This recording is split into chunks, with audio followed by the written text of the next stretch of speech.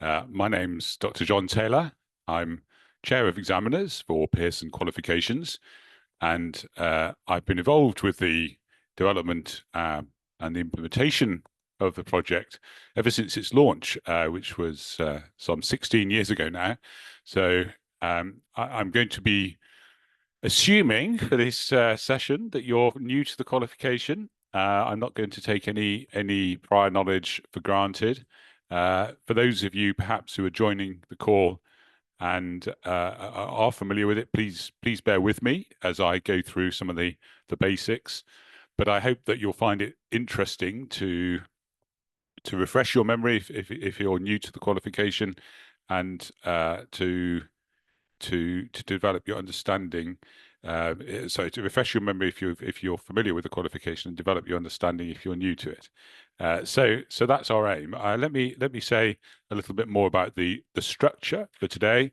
So I'm going to be talking for the first 30-40 minutes just to provide you with an understanding of the basic principles on which the extended project qualification works. Then we'll have a pause for questions and answers. So please can I encourage you to put your questions into the chat thread at any point, and our moderation team who are supporting the event today will be monitoring the chat throughout, and I will be pausing, as I say, in about 30 minutes to some initial response to your questions. So don't wait. Please do ask questions as soon as they occur to you. Having had an introduction to the event, we'll then spend some time reflecting on the assessment structure, the assessment criteria, the different units and how they work. And again, we'll then pause for further questions about that, because I'm sure that will raise some issues that you'll want to discuss.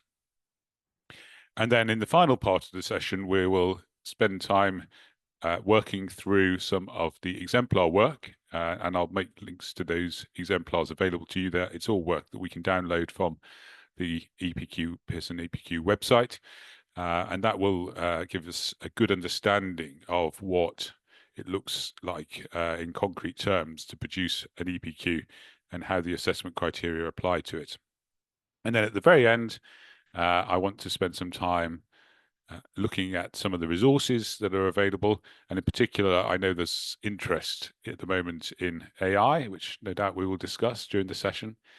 So I'll be showing you some of the materials that we've published as part of what's called the AI pathway for EPQ.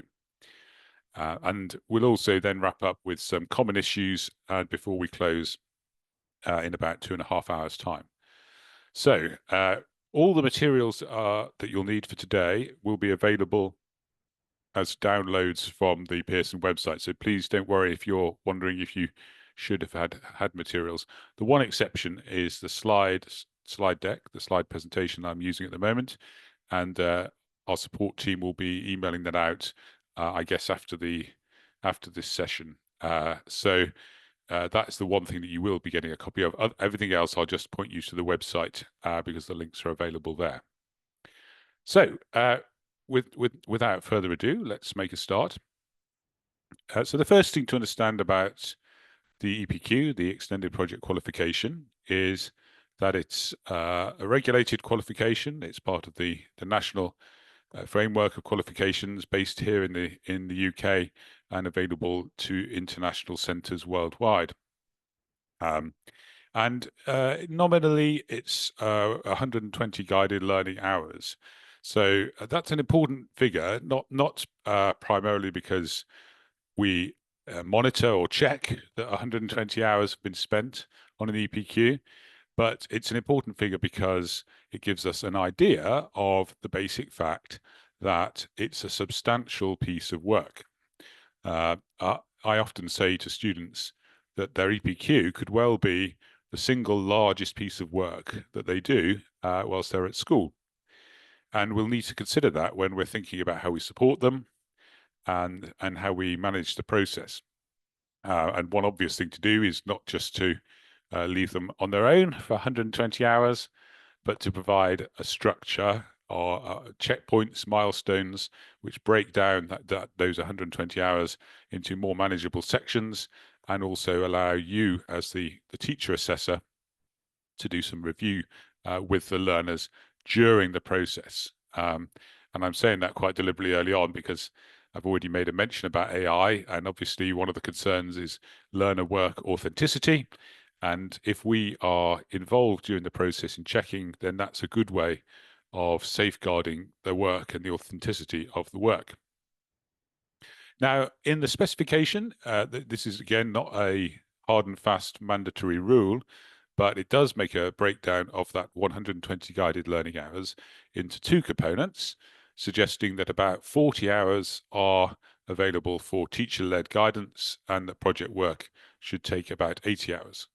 And again, I don't want to make that too prescriptive because it's not something that you have to sort of tick off the hours. But the point is that there's an element in which there's an element of teaching, a significant element of teaching and support that needs to be made available to learners. And then there's a significant amount of project work. And how you use those hours is at your discretion, and it will vary according to the needs of your learners. Some learners are more capable of managing a project independently, and others need more support. But nominally anyway, as a significant chunk of time that should be available for teacher-led guidance, and how, as I say, how you implement that will vary according to the needs of your learners and the circumstances within your centre. But an example would be that you may well want to teach some of the skills that are needed for a successful project. For example, referencing, citation construction, construction of bibliographies, guidance about locating academic sources if they're doing a written project, guidance about creative processes and techniques if they're doing a performance or an artifact. You may want to teach some of this at the outset before they begin their main EPQ, or you may want to make support like that available to them during the EPQ process. Over the last few years, I suppose many of us have grown much more confident and familiar with the use of online platforms, and so you can certainly make use of an online platform with a virtual learning environment where you can download resources, video guidance, and so on. And I'll show you at the end some links to the Pearson website where a lot of that content that you could use for the guided learning and the teaching is available. The qualification is unitized. There are 4 units: dissertation, investigation, performance, and artifact. Learners only work in one unit, so they don't need to do more than one unit. They simply choose one of those 4 units, and then they work towards completion of their project within that unit. And obviously, I'll be explaining the features of the units and how they're differentiated. But that will be, in essence, the first decision that your learners will have to make when they begin their EPQ. In which unit will they work towards? We have, when the specification was developed, we chose quite deliberately to give it this structure. And one of the reasons that we believe it's valuable is because we're able to provide quite detailed guidance about the requirements of, for example, a dissertation as compared to an artifact. You'll see in the specification that there's some overlap and that the general assessment objectives at the highest level are the same, but the detailed marking grids are different. There is specific things that you would do if you were producing an artifact that you wouldn't do if you were doing a dissertation, for example. And also when it comes to assessment, this means that your learners' work will be assessed by a moderation team who have been trained in those particular units. Obviously, an extended project can take many different forms, but we think it's helpful to have this breakdown because it provides greater precision in the moderation and assessment end of the process, and also it enables you to be more directive in your guidance to learners about expectations. So when the qualification began, so in pilot form about nearly 20 years ago now, the purpose of the extended project is as stated here. to develop learners as confident individuals capable of independent learning. I'm sure we're all aware of the fact that because of the pressure on learners and their, in many cases their own desire to achieve at a high level, they require a lot of guidance, a lot of teaching, a lot of instruction, and they can become learners can become very dependent upon that. So the EPQ was conceived of as almost an antidote to the culture of students becoming more and more dependent on their teachers for guidance. We wanted to see learners developing their capacity to think critically, evaluate, create for themselves, to learn independently. And I would like to emphasize this right at the start, because whilst I've already said that teaching is important, and that an EPQ rests on a foundation of significant teaching, there has to be those initial guided learning hours. Well, whilst that's important, it's extremely important that the purpose of the qualification is to give space and time to learners to develop their own ideas and to become more independent. So, as it says here, learners should therefore take responsibility for the management of their projects. Now, in a sense, this is somewhat counter, if I may say this, to the culture that often can dominate in schools and colleges, because we all feel a huge responsibility for our learners, and we want to see them achieve the best outcomes. And so it's sometimes genuinely quite challenging to have to say, now I can't tell you what to do, you have to decide for yourself. But that is, in a sense, the purpose of the EPQ. So as you'll see during this session, as we look at the assessment criteria, there are key moments, one of which is the choice of the title of the project, where we can't dictate the process. We have to give them choice. The first choice I've already mentioned, of course, which unit they will enter in. Do they want to do a performance or a dissertation, for example? But within those units, there's a lot of scope for going in different directions. And it's our job as mentors and assessors, first of all, to provide the framework within which they can make those choices, and then also to look to ensure that as they work independently, they're nevertheless meeting the assessment objectives. And you'll see that we have quite a sophisticated way of doing that. There's a lot of structure in the model that I'm going to be explaining to you, which helps the learners to progress independently, but not, as it were, to get lost and miss the chance to in the end access the marking criteria. So it's a bit of a balance, but the emphasis is really very strongly on learner independence. So with that in mind, so my screen doesn't seem to quite have fresh updated here. Let me just see if I can.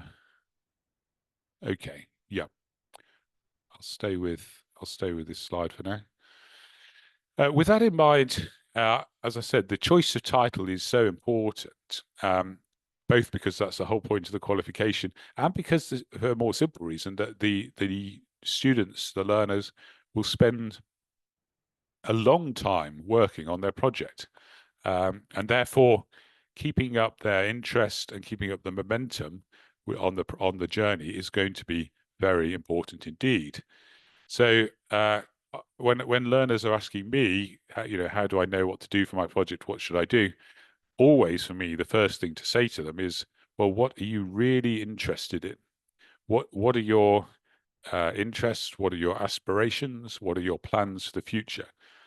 It might be a hobby, something that they do outside of the classroom in their own time, or it could be a topic that they've encountered in their studies which they found fascinating and which they would like to explore more. It doesn't matter where the interest comes from, but it does matter a lot that they really are interested, because they're going to work on it for 80, 90, 100, 110, 120 hours. It's a long piece of work. And the worst thing of all is if they choose something and then find quite quickly that it's not of any interest. That will mean that their EPQ isn't going to be an enjoyable learning journey. So we'll see some of the examples when we look at the learner work, but asking them to engage with their own passions and interests and picking something which will help them on the journey towards wherever they intend to go next, that's a really good initial piece of advice, and it's very much within the spirit of the qualification. So let me just briefly say a little bit more about the EPQ then in relationship to, if you like, the stakeholders who will be using the products of this qualification. In most cases, universities, higher education institutes, or HEIs, as this slide says here. Well, as you can imagine, with the emphasis being on the development of independent learning, universities have welcomed the EPQ. I mentioned that I was involved in the initial development of the qualification nearly 20 years ago. And when it was set up, there was a close relationship with universities. They were involved actively in watching the development of the pilot qualification, the pilot EPQ, before it was launched.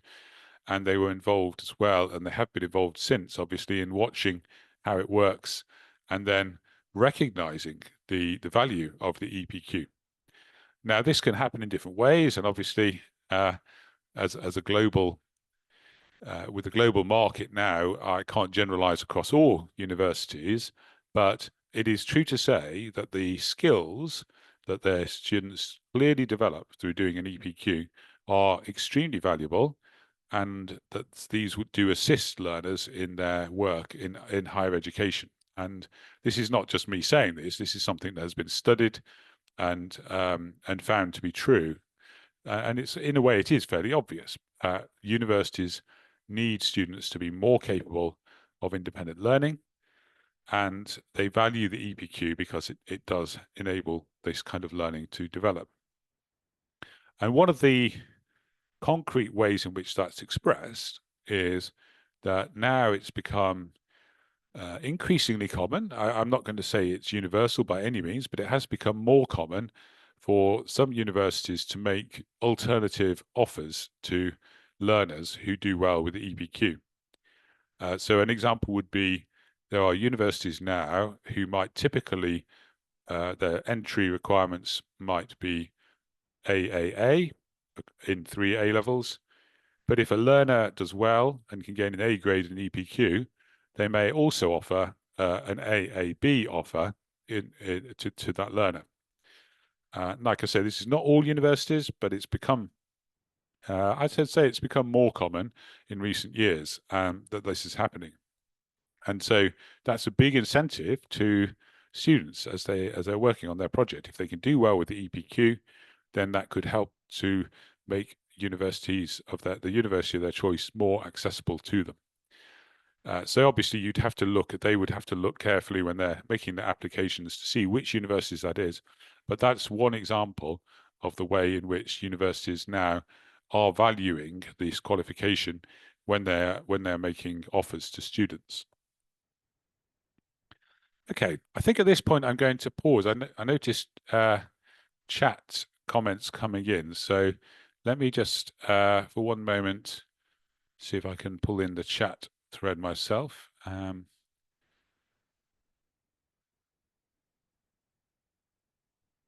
just stop that screen share for the moment.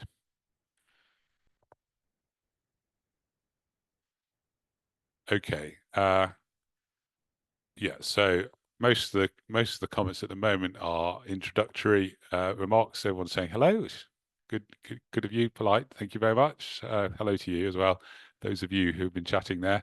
I'm going to take about 5 minutes for initial questions, and there are one or two here. So if you do have questions based on what I've already said, please do type them into the chat thread, and we'll take those now. The GLH, sorry, apologies for my acronyms there. Somebody has asked, what does GLH stand for? But it's been answered already, guided learning hours. So, excuse me, just to explain that, guided learning stands for any activity that the learners undertake which they involved some instruction from the teacher. So it doesn't necessarily mean that you're actually teaching those hours. It simply means the it means that those hours are guided in the sense that the teacher has given some instruction about what should be done. So it might be that the teacher has guided the learner, for example, to watch an online video, one of the videos that I can show you, and that would be an example of guided learning if the teacher has set it rather than the student simply choosing it. So we have a question about universities that make alternative offers. I guess that I don't want to, I haven't checked recently on university websites, but um, I'm fairly confident, and you could check for yourself. Let me give one example. The university, one of the universities that was initially began doing this with a range of their courses was Southampton University in the UK, but it's now, I would say, if you search through a list of leading universities in the UK, you will certainly find several that are doing this. So I say apologies, I'm not going to. I haven't got all of the data. I think if you search online, it's quite easy to find. Artifact. What does artifact refer to? That's a good question. We're going to get to that immediately. That's on the next slide. But just to anticipate, in answer to your question, essentially an artifact is something that is made or designed for a particular purpose. And it can cover all kinds of things, as you can imagine. That's a good question because I'm about to go to next slide and talk through the unit requirements. I'll just pause in case anyone else wants to ask a further question at this moment.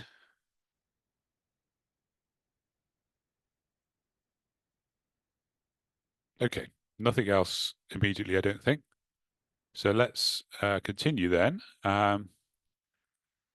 with an explanation of the 4 different units. So,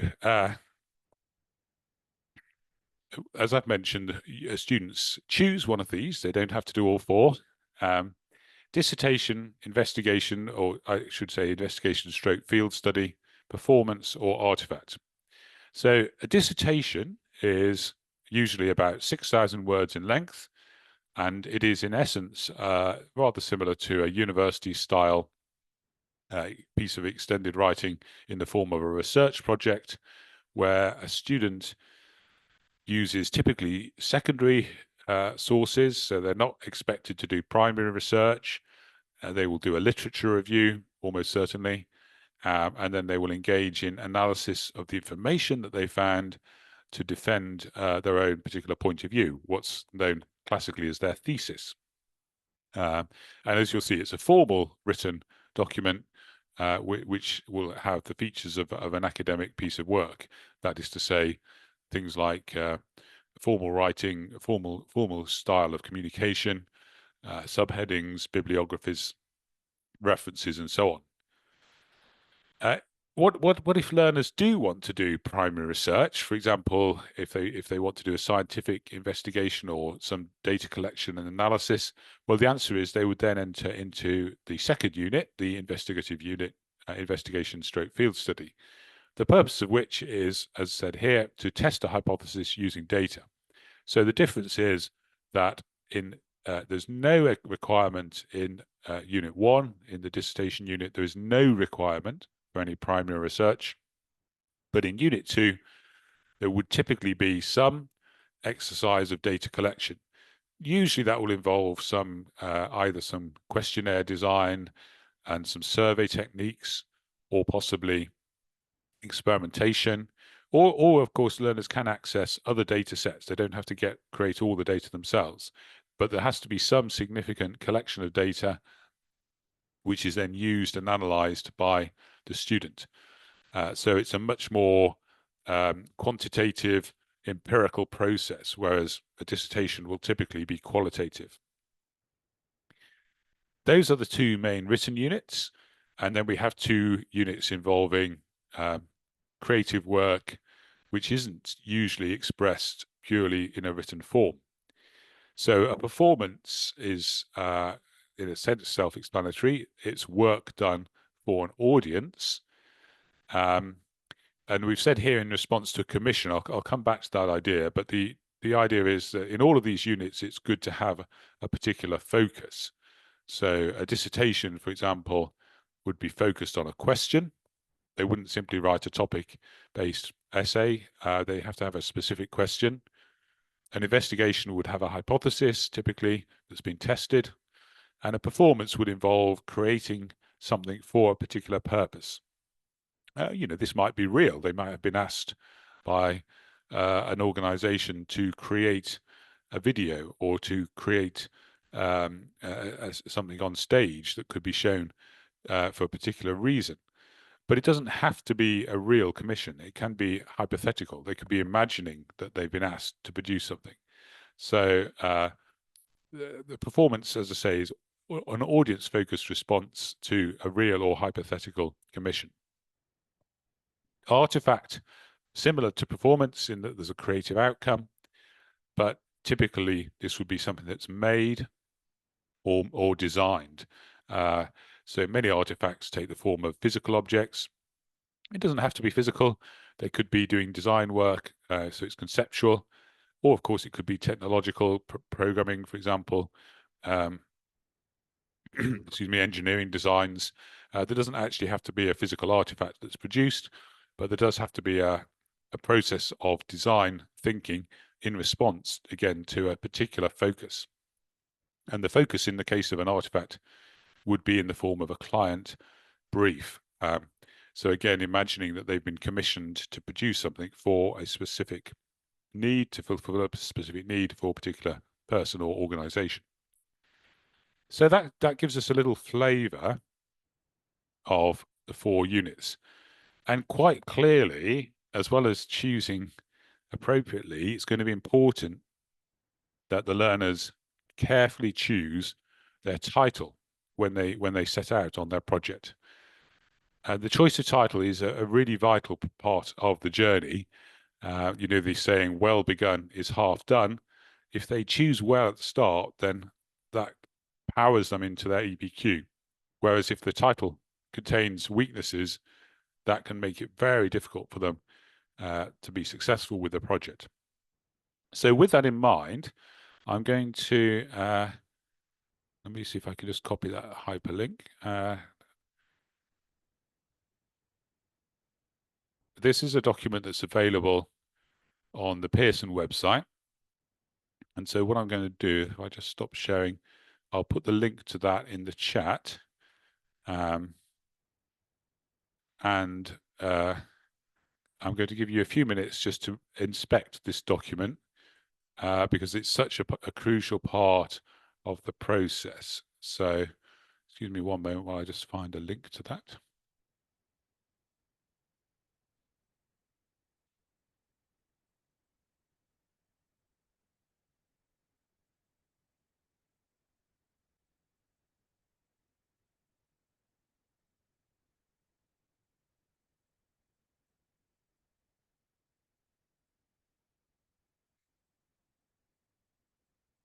Okay, I'm going to put this into chat now, and hopefully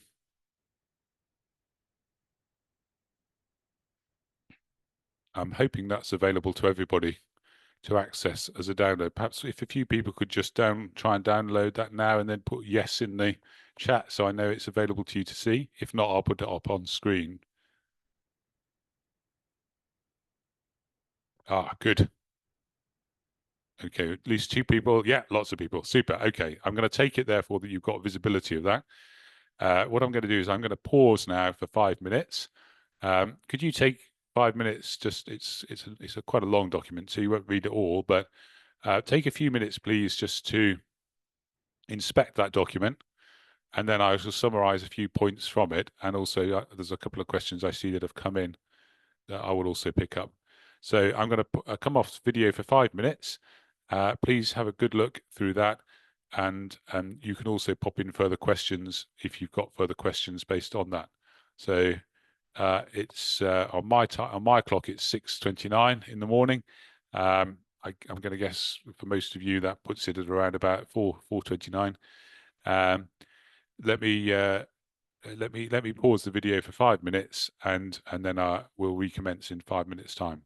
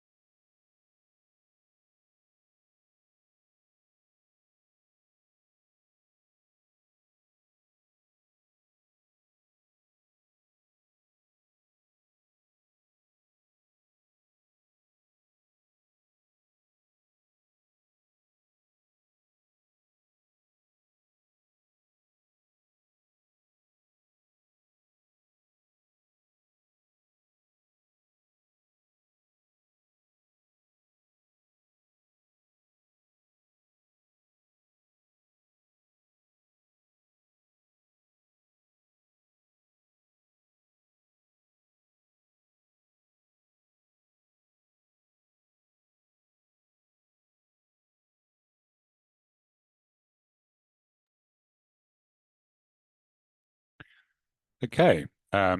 So I appreciate in the time we have, you won't perhaps have read that document entirely, but I'm going to let me just bring on screen the final page of it. Here we are. Um, so this summary here, I think, is a very useful page in capturing some of the features of successful project titles. So criteria, if you like, that you could apply. Now, it's of course, as I've already said, it's the learner's choice what title they go with, but you will see that during the project process, we are as teachers and as teacher assessors, we are required to check their choice of titles. So the first document that they will begin to fill in is called the project proposal form. We will check on that they've chosen an appropriate title. And although it's not our job to tell them what to choose at all, we can ask questions to make sure that they've chosen appropriately. And as you'll see, there are ways in which the title can point them in a good direction, and there are also problems that they can create for themselves if they don't choose an appropriate title. So let me briefly explain some of these.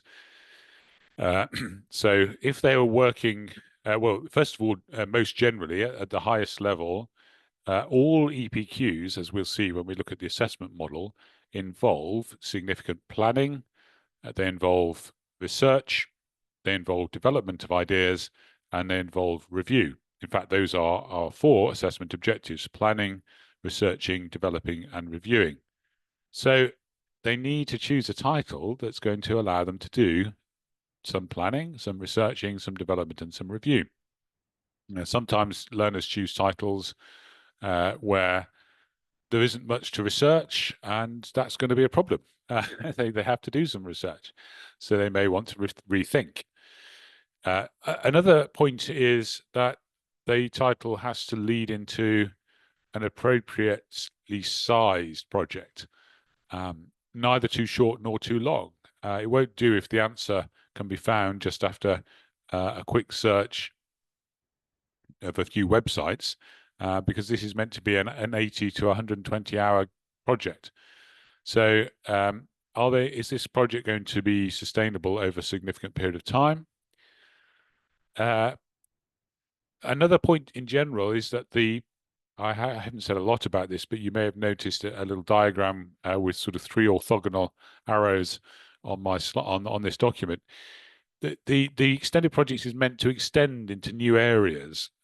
So, are they when they choose their title, is it going to involve them in going in a new direction, learning a new area, or picking up a new skill, or even if it's work that's based on a subject that they're already studying, have they does it take them beyond the syllabus? Can they go into some deeper resources that will give them some new exploration? And finally, and as I've said, most importantly of all, it's important that they find it interesting. They're going to be doing this project for a significant amount of time, and the whole point is for them to explore and create their own ideas. That really will happen best if they've chosen something they really are interested in. More specifically, in the dissertation unit, as we'll see, they almost always should choose a title which has got scope for argument and counter argument. And this is, we'll see when we look at the criteria how important this is.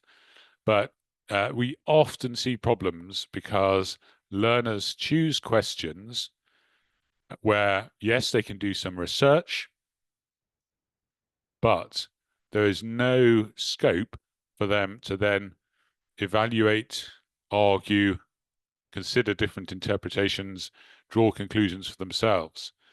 So I can't remember what example, I think I used an example in the project, but let's suppose, for example, that they chose to do a dissertation about the history of racing cars, the history of the development of the racing car, motor racing. That would be a research project. You could certainly research it, but it wouldn't have any question and it wouldn't have any scope for an argument. On the other hand, if they chose a title such as is it possible for racing cars to be environmentally sustainable? Maybe, I don't know, fuel design systems, that sort of thing, could be changed, they could be made less polluting. The kind of thing that could be discussed. That would then lead into discussion and argument and counter argument, and there would be some chance to weigh up evidence for and against. So in the dissertation, it's really important that they have scope for that. And obviously, it's not a great move for them to go halfway through their project and then discover that they've chosen a how question. How questions very often just lead them to describing how something happens. It's better to have room for a debate. Locate a debate is a slightly cliched phrase I like to use, but that captures the idea. Have something where they can argue for and against. In the case of investigations, field studies, there needs to be a testable hypothesis and some primary research and data collection, and secondary research as well. And I noticed an excellent question about what's the proportion that's expected in Unit 2. The answer is there's no rule here, but there probably will need to be some use of secondary research, for example, a literature review, because that will provide the context for the investigation. But the primary focus will be on the collection and analysis of data. So you will see when we look at some exemplars, or at least one example today, that although there is research into secondary sources to provide a setting and a background and to help inform the methodology, that the focus, the weight, the majority of the project should be engaging in data collection and data analysis, typically primary, although, as I've mentioned, they can use other people's data sets if they do their own analysis. So for an investigation, you would expect there to be lots of data. And that means that they need again to choose a question that will lead into a process of data collection and analysis, typically with a testable hypothesis, something which could be rigorously tested and quantified, something where we're going to see some significant use of mathematical techniques in many cases, and certainly a rigorous process of analysis based on data. Performance and artifact projects, I've suggested briefly already, need to be done with a clear initial creative focus, and it's better. Sometimes it's a problem if maybe the artifact students or the performance students have, as it were, tried to emulate the dissertation unit and begun with a question. Now, a question could be a good starting point, but a question on its own is just going to lead into inquiry and argument, and effectively is a dissertation style approach. So it's best for the performance and artifact students if they begin with a practical challenge. So, for example, maybe a school asks a group of students to create something to enable the school to improve its environmental sustainable footprint. So maybe they want to encourage all students in the school to do more recycling. Okay, so a clear brief would be create something, whether it's a poster campaign or an online piece of information, a document, for example, or a poster, something that's created for a particular purpose to help a school encourage its students to be more sustainable in their lifestyle. That would be an example of an artifact in that case, or if it was done as maybe a short radio broadcast or a podcast or a video, that could then be a performance. So you get the idea. The initial focus is really important, and it's worth taking time to help students to get that right. Don't rush the choice of title. I emphasize to my students as well that they don't need to worry about getting the title precise the first time. The title almost always changes. I think you may have seen on that document, actually, I've got a sort of diagram of it funneling and becoming more crystallized as the process goes on. That's very common. So they don't need to get it right the first time, but they do need to evolve their title towards something which is well focused and clear. Okay, so excuse me. A couple of further questions have just come in. Let me deal with those, and then we'll start looking in more detail at the um, dissertation, investigation performance, and artifact specifications. So study and comparison, one of the questions asks, is the study and comparison of algorithms in programming classified under P301 or 302? Oh, that's a good question. I would say that's actually that topic could be studied under almost any unit. Let me explain. If the question was, let's suppose the question was in a way maybe an ethical question, for example, I'm making these up off the top of my head, please. Don't please go away and write these down and tell the students this is what Dr. Taylor says we should do for our EPQ. These are just examples for today. But suppose that a student asked a question about something like, do algorithms have a negative effect on certain aspects of modern day life? Like, for example, are the algorithms that drive social media a cause of mental distress to students? That would be an interesting question. The algorithms that affect the content that they see have a big impact on their life. That could be done as a P301 because there would be access to research. They would be looking at articles and discussing for and against and weighing up the evidence. On the other hand, it could be done as a P302 because it would naturally lead into a process of questionnaire design, survey analysis, gathering data, looking at trends in the data, in which case that could be an investigation, a P302. And of course, they could potentially make it a P304 if they actually did some programming work of their own to devise different algorithms. So you can see there could even be a P303 if maybe they could make a documentary video about the history of algorithms and their effects in modern life. You could see how one topic can go into any particular unit. If it was programming, we often see programming as artifacts because actually making it. So is it an artifact or is it an investigation is another question. And it would depend, I think, on whether the focus was on, if you like, the scientific testing of an algorithm to see its impact. That would be more of an investigation, or whether the focus was on actually the creative programming process of learning, for example, a new programming technique or a new programming language in order to build a new algorithm. That would make it into an artifact. So actually, I've answered the next question there. Does the creating or developing new algorithms fall under the P304? Correct. If the focus is on creation and development, that would definitely be P304. Although there's a little bit of overlap because obviously if they've created something, you expect them to test it. So there would have to be some use of data. But the point is that if the main focus is on creation, I would call that an artifact. For the performance and artifact projects, would there be a write-up?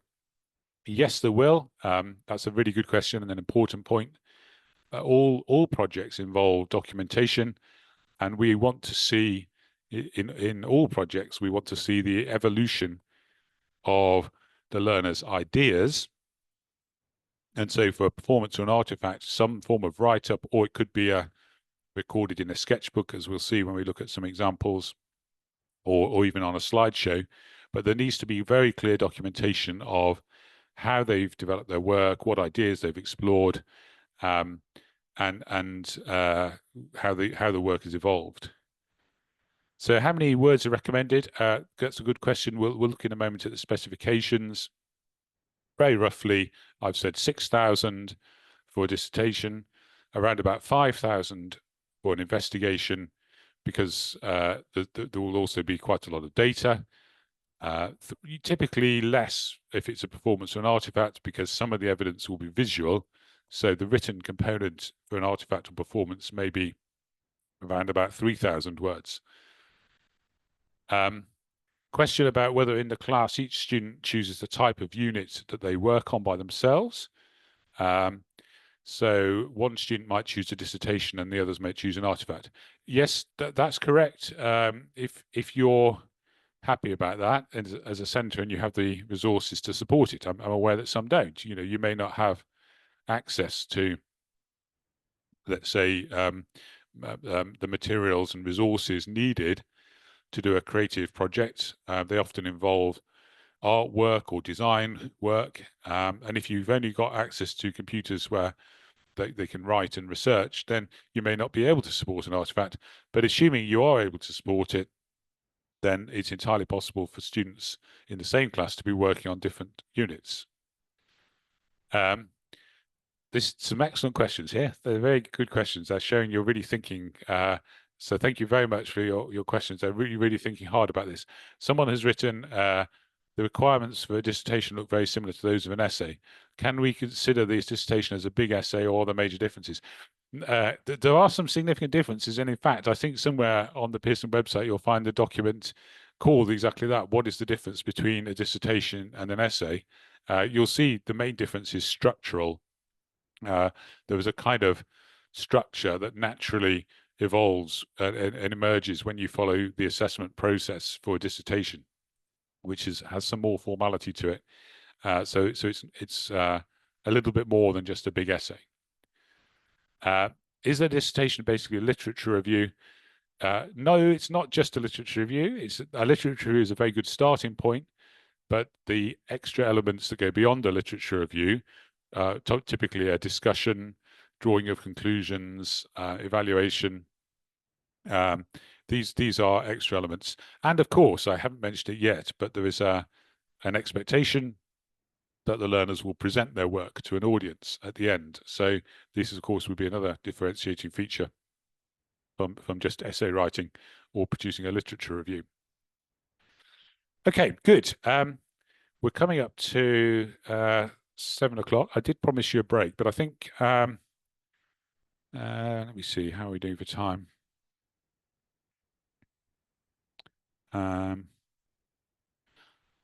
Yeah, I think we'll press on short for a few more minutes, and then I'll probably take a break about halfway through the session, actually, if everybody's happy.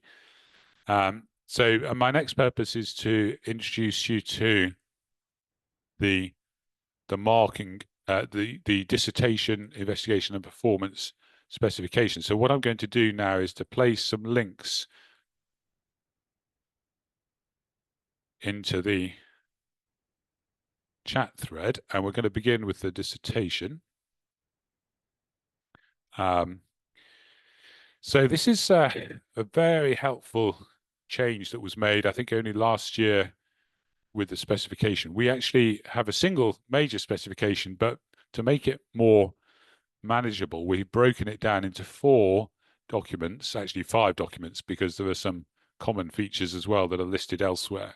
But the 4 documents I'm going to concentrate on are the unit specifications for dissertation, investigation, performance, and artifact. If you can't find them for my link, or if you need to find them yourself, you could just type into your search engine something like Pearson EPQ extended project dissertation unit. So this one is unit 1. We'll start with unit 1, the dissertation, and I'm going to give you again about 5 minutes just to review this before I say a few words about it. Let me briefly take the 2 questions. There's some lovely questions coming in. Can you provide us with some essays with the high score? Yes, we're going to get to that in the second half of the session. And there are more available on the website, and I will show you where to find them. Are there any requirements for students' language proficiency? Should they receive academic writing training, or should the professional course teacher prepare the proposal? That's a very good question. Very good question. I think it's fair to say there is a requirement here, because the specification says that the language of assessment is English. And so uh, apologies if you're coming into the call today from China. I'm afraid we can't assess you in your native language. It's an English language qualification, so they will be having to produce their assessment evidence in English, uh, and therefore, bearing in mind that it is the EPQ is an academic, it's an academically demanding qualification. I think it is fair to say that you will need to be confident about your students' language proficiency. And therefore, yes, indeed, as the questioner says, it may well be appropriate for them to have academic writing training. Should the professional course teacher prepare the proposal? The answer is no. The proposal has to be the student's own proposal. I mean, obviously, you can discuss it with them, uh, explore ideas. It's entirely appropriate to talk it through with them, to review it with them, to discuss it with them, but it has to be their own work, and therefore, I think preparatory work beforehand and working towards making sure that they have got the language proficiency that they're going to need is very important. One point on that, by the way, is that if you do have learners who you know will struggle with a 6,000 word dissertation, then it may well be that they would find one of the other units more accessible. So, for example, the performance unit, where there is a smaller expectation of written work, I think about 3,000 words I mentioned. So less writing, but more creative work, whether that's performing, uh, dance, music, drama, whatever it is. There will be typically in a performance project more evidence of work in that modality than there is just written words on the page. And so it might be that for some of your learners, that provides a more accessible way into the qualification. But it is worth thinking about that from the outset because it is a requirement that the language of assessment is, in fact, English. Okay, so I'm going to do now, as I did before, and I'm going to give you a few minutes actually to work through the dissertation specification because there's a lot here. And hopefully, as you read through it, some of this will start to make sense based on what I've already said, and then it will also give you some further detail. But these next four documents are really they're really vital documents, so we're not going to rush. We're going to take our time. So I'm going to say it's coming up to 3 minutes to the hour. So I'm going to give you eight minutes now to go through this document, and then I'll do a little summary of some of the key features. So please take your time, have a careful look through this, and then we're going to do the same for the other units as well. So I'll pause until about 5 past the hour to resume the conversation.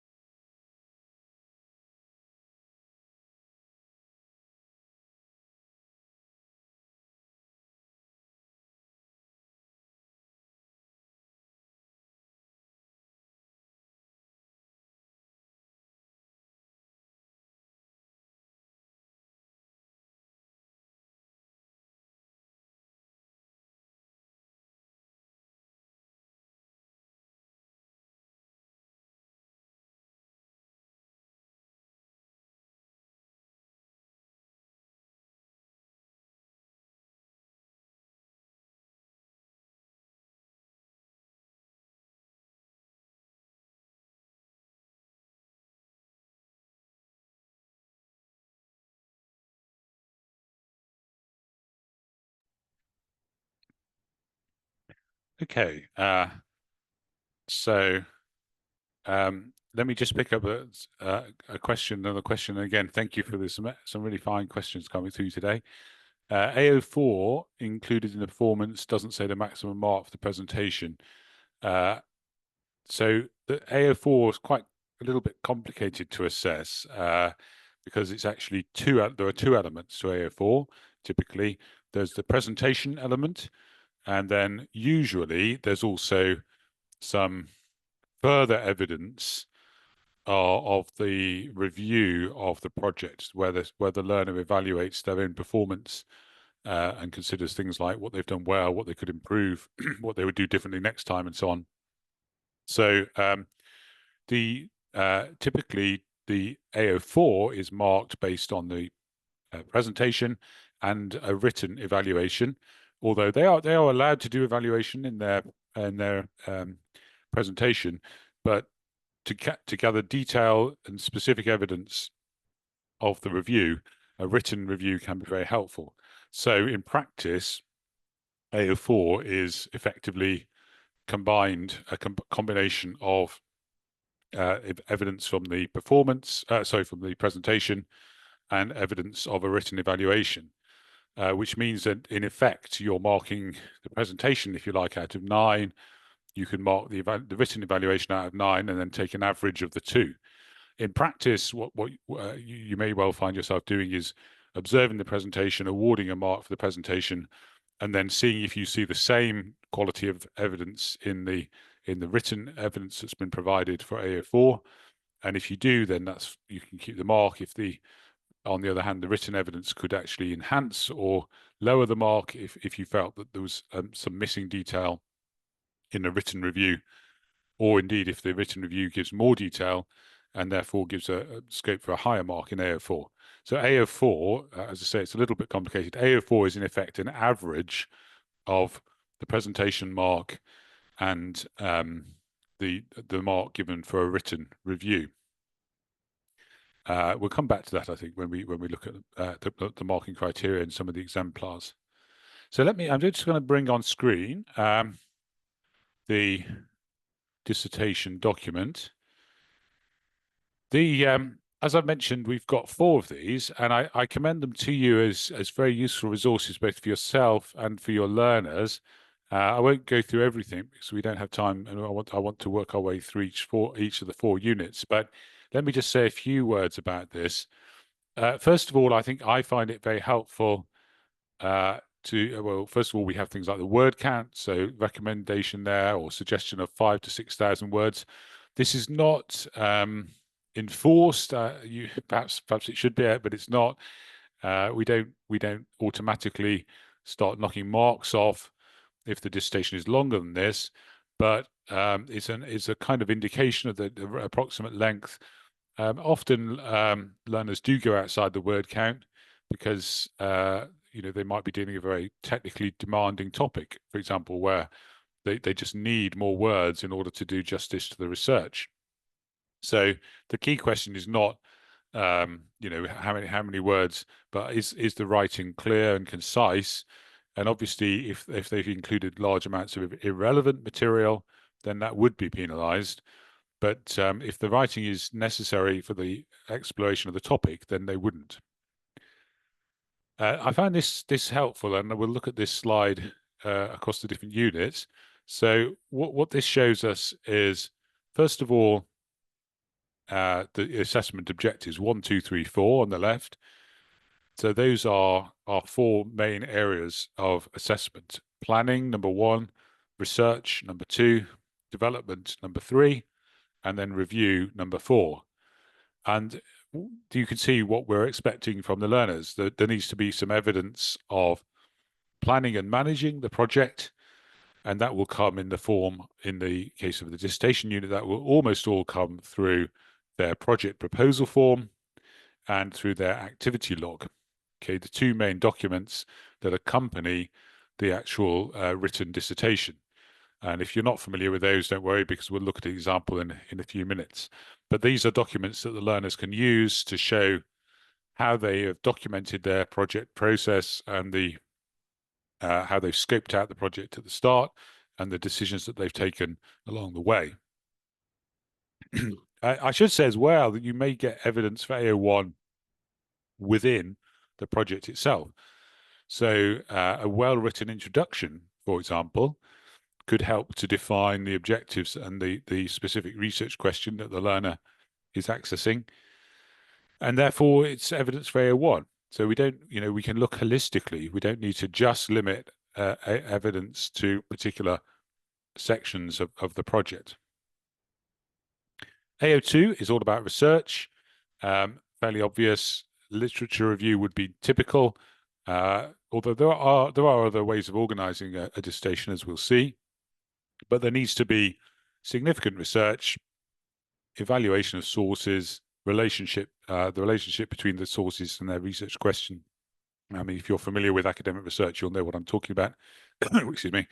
When I say a literature review, that's very much the foundation of this unit.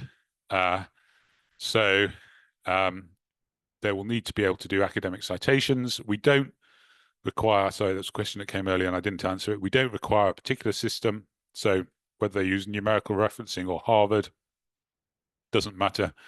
We don't discriminate between Harvard, MLA, APA. Any of those systems is fine, but they do need to use some consistent system. Once they've done their research, as I've mentioned, a dissertation is not just a summary of information, and this is a really important part. AO3, the discussion and development criterion, it's actually worth 24 out of 54 marks. 24 out of 54, that's 44% of the marks right here in AO3. Okay, so excuse me. What that means is that having gathered up all their information, having done a literature review, they then need to engage in a discussion where they argue about what it all means. They evaluate different interpretations. What's the strongest answer? Which answer to their question has the most evidence? It's not just about finding out lots of facts and writing them up in a nice, neat-looking document. There needs to be argument. There needs to be analysis. There needs to be counter-argument. There needs to be exploration of different views. And this is why I emphasized at the start how important it is that the initial choice of question is open-ended. Okay, a question that leads to a straightforward descriptive response won't score good marks in AO3. The question needs to invite argument, counter-argument, debate. And obviously they also need to draw their own conclusions. And one point I often find myself saying to students is that we don't want to have to wait to the very end of the project to discover what their own point of view is. They need to define their thesis, define their statement of what they're arguing early on. It may well be that when they're writing, of course, they only discover what they really think at the end, but then they need to therefore go back and do some rewriting so that thread of clear argument runs all the way through the discussion. It needs to be really clear what they're arguing in the dissertation.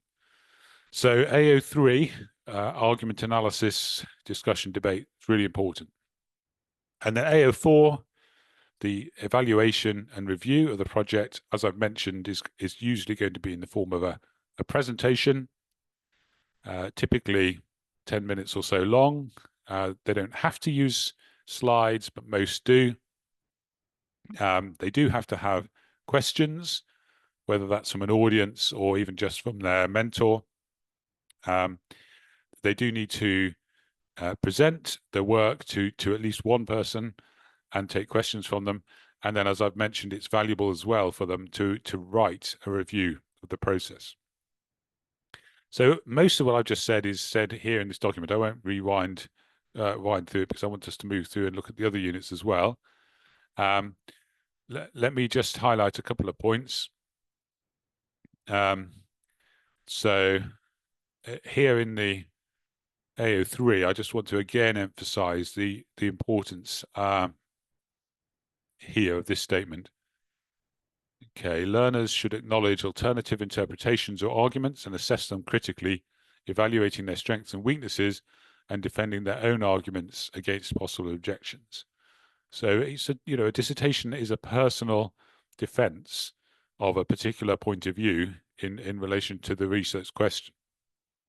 So they do need to decide what they're going to argue, and they need to argue it. You'll see as well, we've emphasized things like formal academic writing. So they'll need to learn how to express themselves academically. I mean, there shouldn't be too much use of the first personal pronoun, for example. It should be formal in style. And obviously the best way to learn that is to look at examples and to understand what counts as good academic writing from those. And some points here about the presentation and evaluation. I won't go through all of that now, but and I won't go through the detail of the marking grids because time doesn't allow. But you'll start to, if you look through these now, based on what we've already discussed, you'll begin to see some of the key ideas. So, for example, there needs to be an identifiable research question. It's got to be well defined and clearly focused. So not just a vague topic area, but something specific. If we go through to AO2, we're expecting good range of resources, good referencing. We're also expecting analysis and evaluation of the sources. That comes in towards the bottom of the criteria here. An area that's often neglected. As they go through, the learners need to actually comment on the reliability of the sources that they've used. And they don't need to write lots, but it's important to show that they're aware of the difference between factual sources and opinion, and it's important to show that they're aware of the possibility that sources may present information in a biased way. So evaluating the sources for reliability, typically by considering the authorship or the details of the publication of the source, that's a really important section in AO2. We'll see that in an example dissertation shortly. AO3, as I've mentioned, it's all about good quality writing, well structured, well presented, good communication, but really a lot of emphasis is placed on these criteria here. Is it clearly argued? Is it well thought out? Is there a line of argument that runs through the thesis? And are alternative interpretations or counter arguments considered carefully? So it's really important that they engage in argument. Clear conclusion as well. And AO4, as I've mentioned, two sets really of criteria within AO4. First of all, the review of the project process. And typically, a learner could write that as a final section of their dissertation. Could be done elsewhere, could be done in an activity log, could form part of the oral presentation, but it needs to be in depth and it needs to be detailed. And for that reason, I think a written evaluation is an excellent thing to include alongside the dissertation and the actual presentation. And you'll see we have some criteria here for the oral presentation, detailing how well they've communicated, and also, of course, how well they've answered questions. Okay, so quite a lot of documentation and detail there. Let me pause and see if some more questions have come in, and they have. So good. There's a question about launching the qualification for the first time. Is it reasonable to limit student choice to 2 units rather than offer all of them? That's a really good question. I think I understand that. I don't think, I mean, we as an awarding organization, it's not our job to tell you how to run your school or your classroom. And I know from many years of experience, and I include myself in this, that one of the areas that teachers feel most nervous about is managing things like the performance or the artifact if they're, let's say, like I am a science teacher by training, then you might well feel more comfortable in just offering certain units, and that's fine. That's your choice. You're not. There's no rule from Pearson that says you must offer all 4 units. So if you're more comfortable starting with 2 units, that's your choice to do that. Having said that, obviously I'm encouraging this through this conversation and through the training today. I'm encouraging everyone to appreciate that the wider scope, the wider the scope you offer with the qualification, and as you look to widen, perhaps over 1 or 2 years' time, maybe the offering that you provide to your students, then doing that could make it more accessible to a wider range of learners. So really, that is a centre choice, and I'd fully understand if you did start with 1 unit or 2 units, but I would encourage you to embrace the width of EPQ if you can. Develop and realize could be discussions and analysis of data or findings, or some personal thoughts based on the survey. Good question. The answer here is it depends on which unit we're talking about. Okay, if it's unit P301, I want to emphasize this point because we often see this in the dissertation unit. We do not advise students to do surveys. Why not? Well, the thing is, with a survey, it can be done very well, and it can be done very rigorously if you do a proper methodology, if you have a large sample size, if you do some proper quantitative analysis of the data. Then yes, you can do a survey by all means, but to do it properly becomes quite a big job, and therefore, if it's done rigorously, that would be an investigation entered into P302. What can often happen, and it's a trap, I'm afraid, for students, is that they think at some point during their project, oh, why don't I ask my friends some questions and I'll do a survey, and with maybe 7 or 10 students or something. And of course, this is very limited in terms of the value of the data that they gather. It's not rigorous, it's not got a proper methodology, and it adds very little to the project. So I do not advise at all that if you're doing a 301 dissertation, you do a survey. If you want to do surveys, do them rigorously, do all of the piloting, do all the quantitative analysis in 302. So that's the first point. But in answer to the more general point, there should be both, I think, analysis and discussion and personal thoughts. What do I mean by that? What I mean is that a dissertation, if we're looking back at unit P301, a dissertation is your own answer to a question, but it's informed by and based on the research that you've done. So it has to be personal, but it has to be research based at the same time. You look at all the data, you do your literature review, you gather all the data, and then you argue about what it means. So it's both personal, it's your interpretation, but it's based on the data. I hope that makes sense. So question about if the score on the presentation is different from the AO4 score, should you provide the reason on the marking sheet? Yes, precisely so. A typical way to assess AO4 would be to observe a presentation. You'll see that we have a mark grid for that, and you can score on the mark grid for the presentation, a mark out of 9. But if you then find that for example, there's not much by way of evidence of the written evaluation, you might lower the mark, and therefore in your final mark sheet on the front page with the candidate record form, you would say something like strong oral presentation, but a weaker evaluation, so the overall mark was lower. Certificate design, the certification of the EPQ from 2008. After so many years, are there any advances in EPQ experiences that are more in line with the current situation? That's a very good question. Although it's true, our original certification for EPQ it is now 15, 16 years old.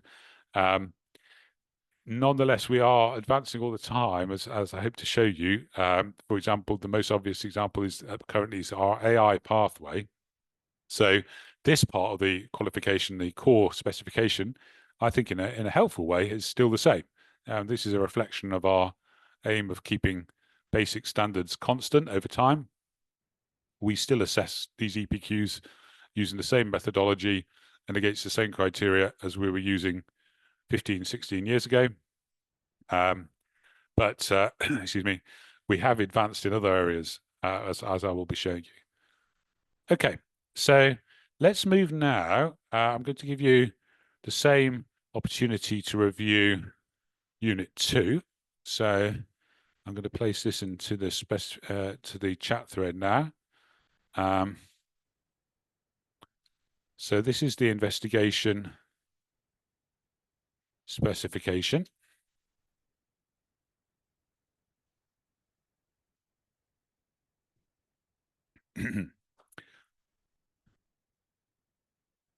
So as before, I'm going to come off camera for 5 minutes, and I won't give us quite so long because I'm hoping by now this will start to look more familiar. And I will simply highlight some of the features that make the investigation unit different to the dissertation.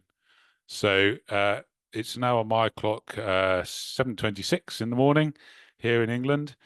So I'm going to come back on mic in about 5 minutes' time at 7:31. So please take 5 minutes now to browse through the investigation field study specification, and then I'll make some observations about that.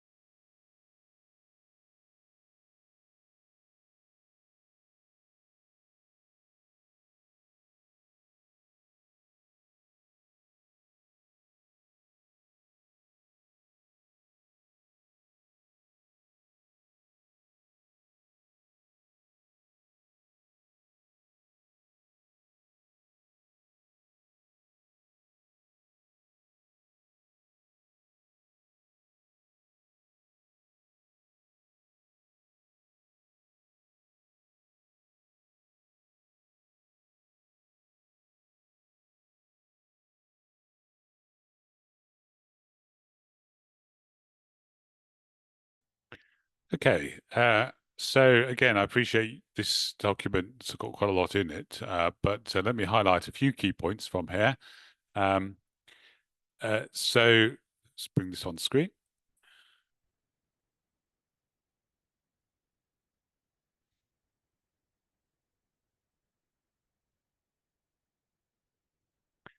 Okay, so key points here, and I won't go through all of this, but first of all, notice please slightly shorter word count on account of the fact that we're expecting that the focus will be on data collection and analysis.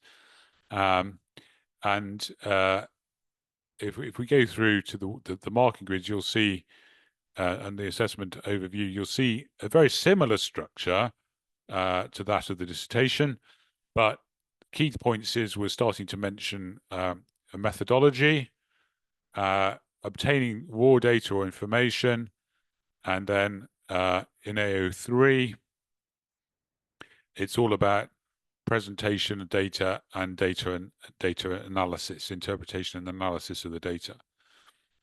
So just to go through the unit content, as with a dissertation, we would expect there to be probably a literature review to start the process off. We'd expect there to be lots of data gathered using an appropriate methodology. So use of secondary sources to inform the project, but then some data collection methods, whether that's measurements, observations, experiments, surveys, or questionnaires. Learners need to think carefully about their choice of method. It needs to be rigorously conducted. And then everything obviously needs to be written up. And I do like the model that's described here. I think it's helpful to learners to have a framework within which to write.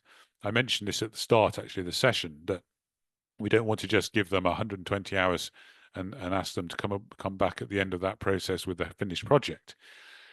So, you could very well structure the course that you're using to provide the EPQ into these sections. You could have a section where they're all working on a literature review, a section of the course where they're doing their data collection, a section of the course where they're doing data analysis, particularly if you're having to support a large number of learners, then having a formally structured approach through the year can be very helpful. And you'll see that in the project proposal form, we do actually require that you set milestones to break up the year. And I think on the form we put space for 2 milestones, but of course you could use more. You may well want to have a milestone for the initial planning. You may want to have a milestone for your literature review, a milestone for data collection, and a milestone for analysis, and a milestone for your final write-up. That's an efficient way, and it helps you to keep track of the work that's been done, and it helps the learners as well to know where they are at in the process to break up the project into those sections.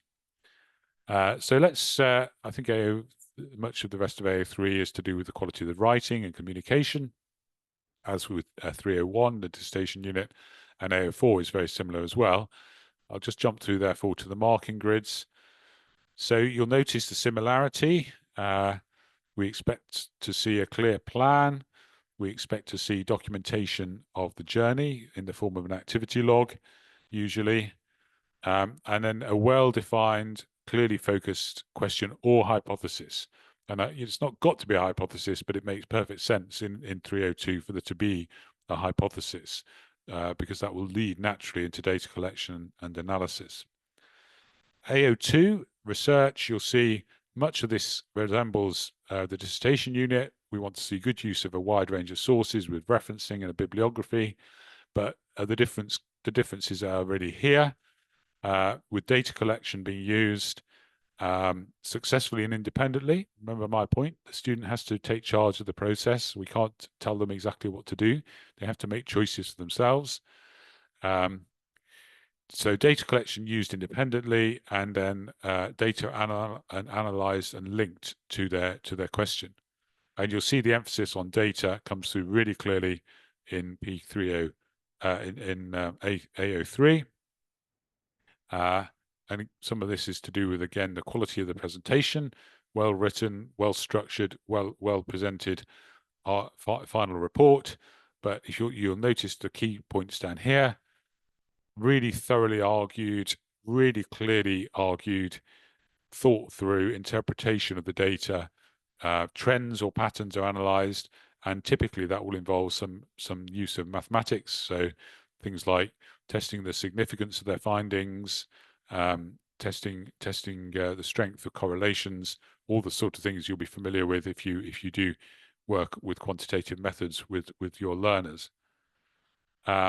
Conclusions and then review, very similar to P301, possibly slightly more emphasis on thinking about the methodology here because it's more of a methodological process, but otherwise a similar structure of a review and an oral presentation. Okay, so that's P302. Let me just check if I picked up. Yeah, is it compulsory for the investigation to be presented to an audience? Yes, it is. The audience can be just one audience member, the teacher assessor, but it does need to be a presentation at the end to at least to the teacher assessor. They can use statistical software. Yes, of course they can. That's absolutely fine. And they can be quite. That's that's as it would be in any university style dissertation or investigation. Sorry.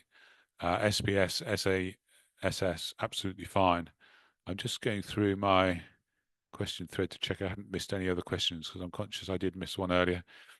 Okay, we're just into the second half of the session now. So I'm conscious you've been a very patient audience. So what I'm going to do at this point is I'm going to give you a break for 5 minutes, just in case you need to grab a drink or stretch your legs, have a little breather, and then we're going to begin again.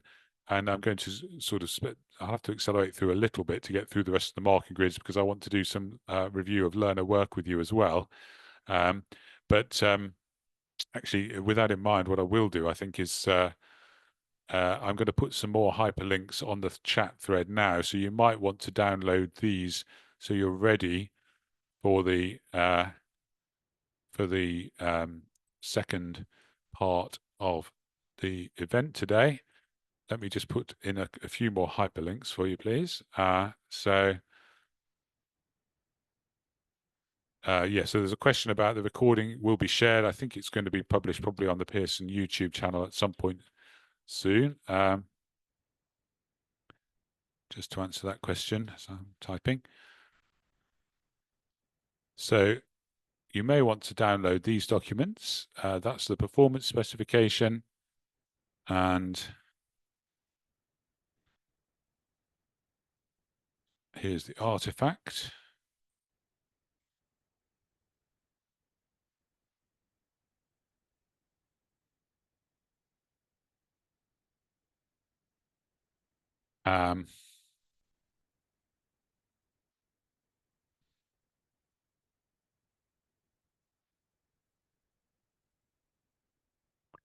Okay, and I'm going to, I'll just highlight for now where we can find exemplars, because I'm going to be asking you to access some of the exemplar work in the second part of the session.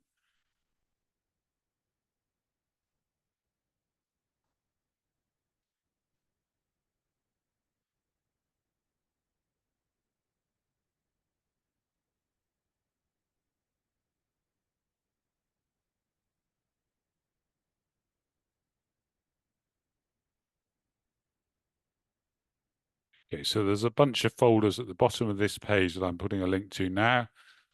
Units 1, 2, 3, 4, with lots and lots of exemplar projects, some of which we're going to look at in the second part of the session. So you might want to have that link ready to look at as well. Okay, so it's on my clock, it's 7:41. I think it's a 7-hour time shift. So what, 2:41 in China at the moment.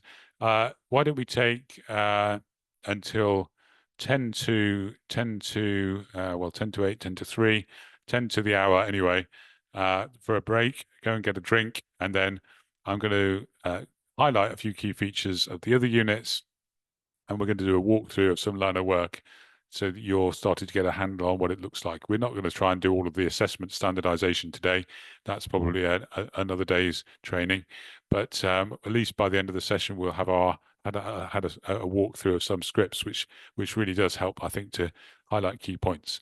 So let's take a break now, and we'll resume again at 10 minutes to the hour, 7:50 on my clock, 2:50, I think, for most of you.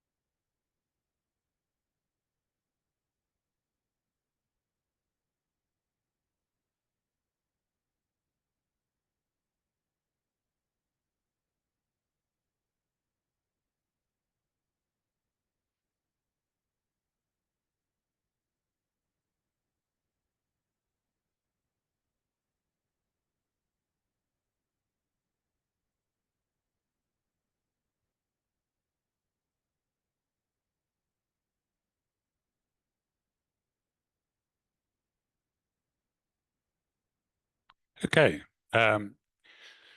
Let's press on. I'm conscious time is as always in these occasions, time tends to run away with us, and there's lots to talk about. So I'm going to try and keep my remarks brief now and to the point as best as I can. Uh, and I'm going to simply walk you through a few more key features of the unit specifications for units 3 and 4.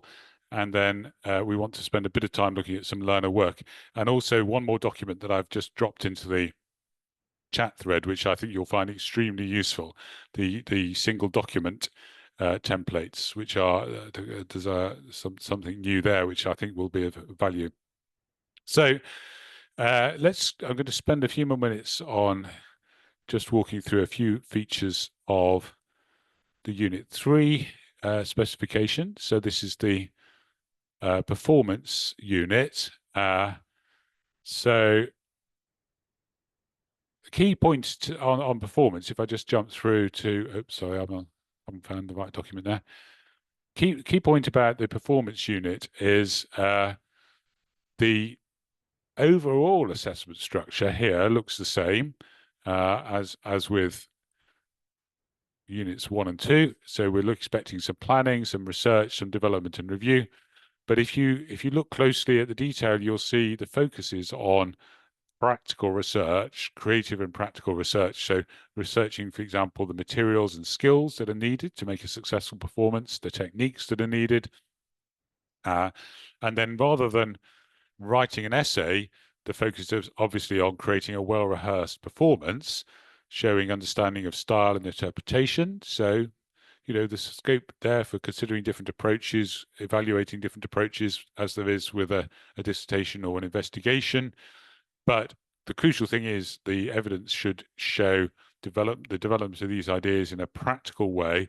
And in particular, we want to see clear documentation of the creative journey. And you'll see that when we look at an exemplar piece of work. It's a common problem with creative work that the learner tends to be so focused on producing their artifact or their performance that they don't actually document the journey. And so we don't see how they produced the work that they do at the end. And I want to really emphasize the importance of that documentation, whether it's through the activity log or through a report or a slideshow or a sketchbook. The more detail and evidence they can give of how they made what they made, whether that's a performance or an artifact, the better. And you'll see that when we look at some of the exemplar work. So I won't go through all the evidence requirements. There's some good advice here on the kind of areas of research that would be needed for a practical project, such as a performance, commenting on other performers' work, reviews of their work, the social, historical, and cultural context, practical details like venue, materials, resources that they'll need. In AO3, trying experimentally different approaches, evaluating them, rehearsing them, and then finally preparing and presenting their production. In terms of the marking grids, you'll see quite a lot of similarity with P301 and 302. We don't require there to be a question, but a title which is focused and, as I mentioned, which relates to a target audience and a performance commission is a good starting point for P303. In terms of research, sorry, somebody has highlighted that I'm still not on the right screen here. Just give me one moment. Apologies. Thank you for that. In terms of, let me just rewind and highlight those points again. Sorry, I missed one of my buttons there. So you'll see the same basic structure, AO1, 2, 3, 4, but more emphasis on practical techniques. So choosing material, developing skills, using performance techniques. Those are going to be important in P302. And then rehearsing the performance, showing your skills, showing your creativity, showing your understanding of style and interpretation is important in AO3.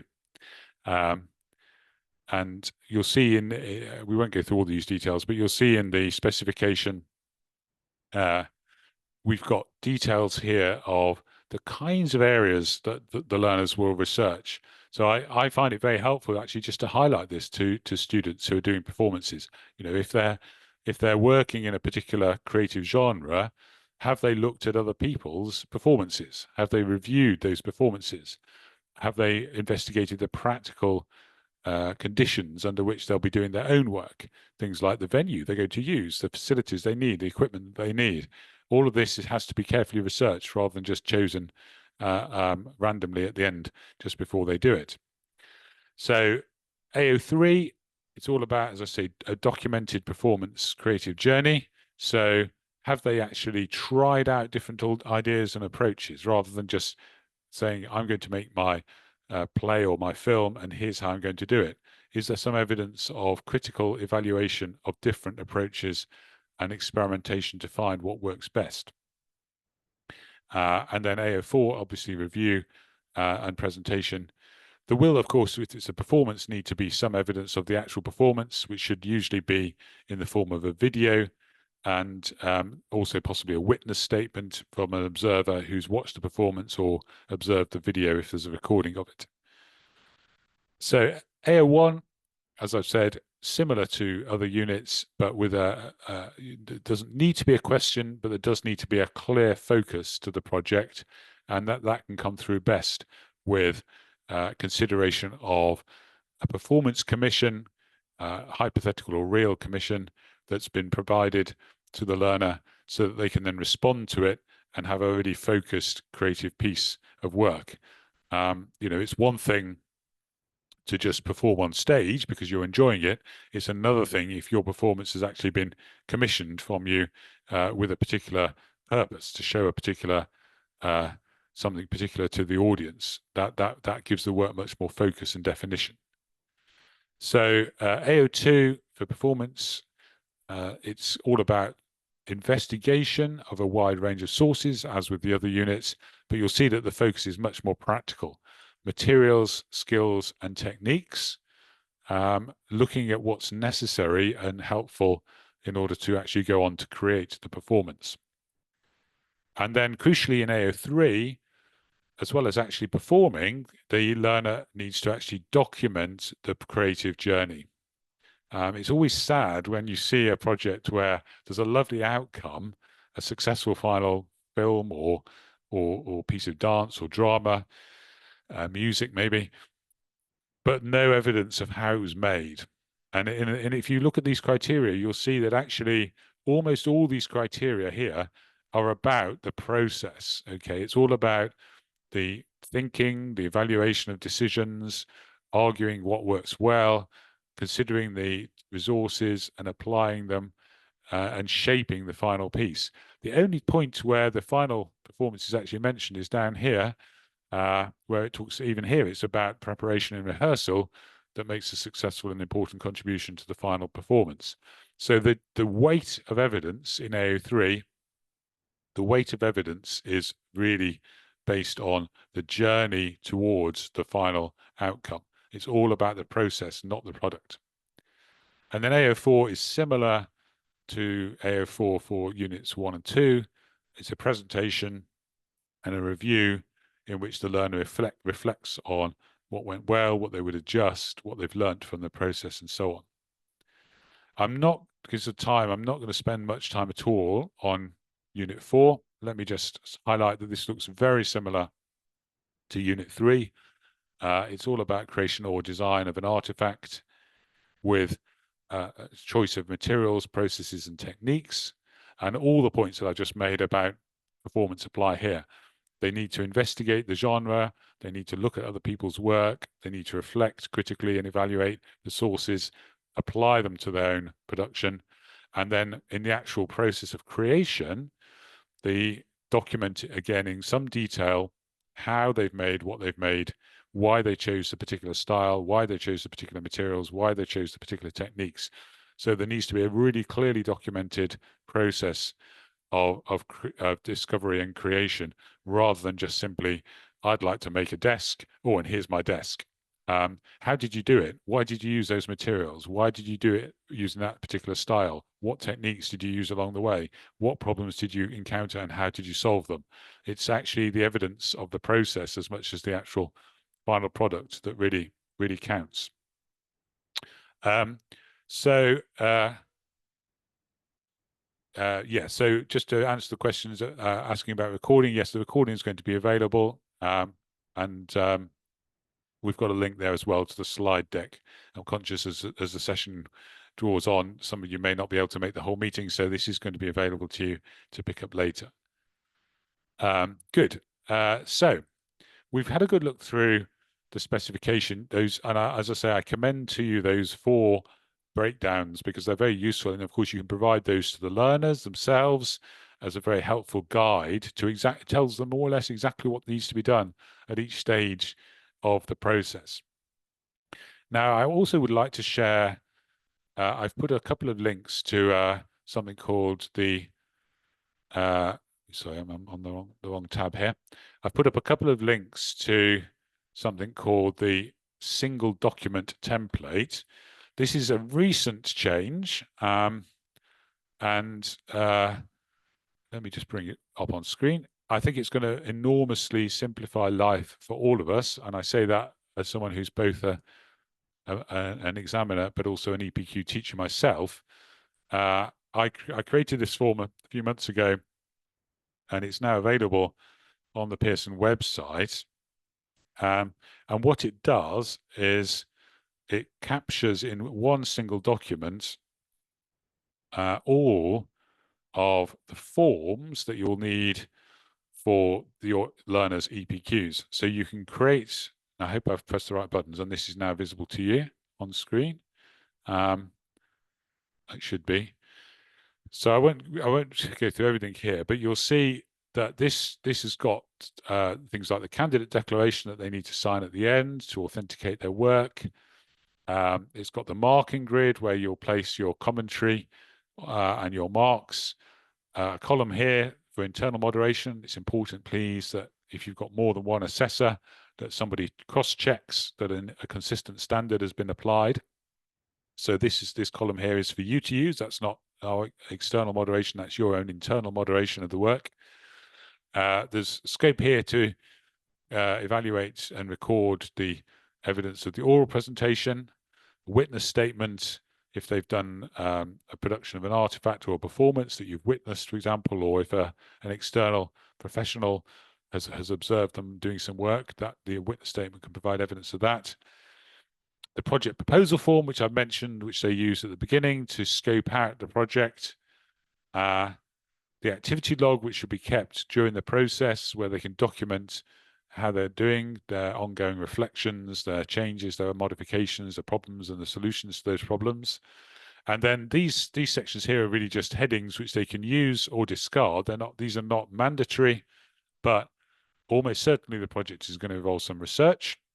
So they might want to have a research record, or they could turn that into a literature review, for example, if they're doing a dissertation, and they could summarize their research here and then create within this section the actual final, the rest of the project, the final dissertation. If they're doing a dissertation, or the investigation report. If they're doing a performance or an artifact, they could document that here, or they could put a link into some slides. And then also we've included space for evaluation and bibliography, the record of any AI prompts and responses. So there's more to be said about AI, and we'll look at in a moment at some of the resources, but let me briefly just say that the rules for AI usage are very clear. If an AI source is used, it should be cited, as indeed any source should be cited within the work itself, but also so that we can authenticate and declare that the learner has done the writing themselves and not just asked an AI tool to write for them. They should place here the prompts that they put into AI, the response, and a small screenshot of that response. And that gives you, the assessor, and us as external moderators, the exam board end, the chance to actually check what content was produced by the AI, and then check that against what's in the actual project. AI usage, as I've said, is allowed, but it does need to be transparent. So recording the prompts and recording the responses and providing a record, that's really important. Okay. I'll just wait a moment. That's my fire alarm just being tested here. So that we've put this table in here to help the learners to actually meet those expectations. Okay. So with that in mind, we're going to spend the last 25 minutes or so looking at some exemplar work. And what I've done is I've put on the chat thread a link to some. I think I've put up a link to where exemplar work is available. Yeah, that's right. So let me take you to that page. Actually, there's just one question I'll pick up here. How novel should a student's investigation or dissertation be? Should it just be original? Good question. I can see what's lying behind that question. It's, that's a standard, as it were, for an academic dissertation at university. I think it's important that we're not to notice that this is not a university level qualification. It's level 3, it's A level. In many cases, this will be the first opportunity that students have had to do academic work at this level or to do independent research. So I don't think we have got the same level of expectation that you would have if you were doing a university dissertation or PhD, where there has to be, an original contribution to the literature. I think that we are really teaching them the methodology of academic research and discussion or creative work in the performance and artifact units. So really, you should be looking at this as, have they access to marking criteria, and please don't judge this as if it was a university dissertation or a PhD. We're not with that. That's not our criterion. It's more about teaching the process, and expecting that there will be some personal development of ideas within the work, but they're not going to be penalised if they haven't managed to advance the academic literature in their EPQ. Penalties for AI use. How much can AI be used? So that's a good question. So the basic rule is that AI use is subject to essentially the same rules as any source. So let me just briefly say what those are. First of all sources need to be cited. So if they've gone to an AI tool in the same way as if they've gone to a website, they need to cite it. And then, of course, they must make a choice. They can quote directly from a source, but it needs to be a clear quotation. And they would need as well to evaluate the source information. Is it reliable? Is it valid in the context of their project? So that would be if it's a direct quotation. They should also, of course, cite the source if they've read it and then paraphrased it, that is, put it into their own words. We would still expect there to be a citation in that case. So that's the first point. There shouldn't be any writing in the project that comes from another source without citation. It's really important that if any source is used, whether it's AI or any other web source or other form of source, it's clearly cited. The second point is they also obviously can be using AI not so much as a source, but as a guide. For example, when they're planning their research, much like they might talk to you and say, "Do you think I need to talk about this topic?" Or what, is it, where can I find out information about such and such a topic? They may well have put those questions into an AI tool. And again, if they do that, that's fine, but they need to acknowledge that. And that's what the form at the end would be used for. And the point for you then is generalized guidance that sort of says, "Oh, have you thought about looking into this area?" That's absolutely fine.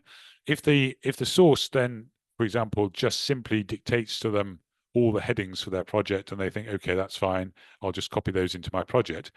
Well, okay, but of course that means it's no longer really original to them, and in effect you can't really credit them for that choice because it's not their own choice anymore. So if you look carefully, there's some documentation. Actually, I might put the link up for this actually, because it's a very useful summary.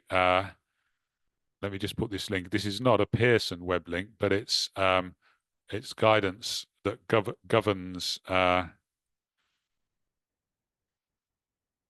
This is guidance that governs all exam boards running the extended project, and therefore it covers all of us.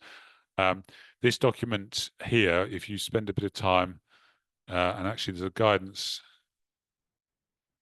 let me share as well. There's a very helpful single-page poster which has got guidance for students, which I'll share with you.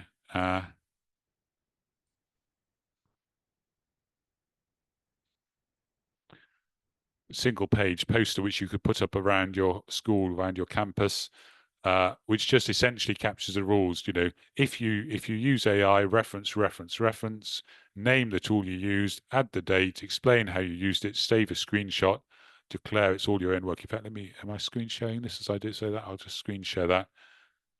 This is not a Pearson resource, but it is from the Joint Council for Qualifications. So this is guidance which we follow, as do all the exam boards.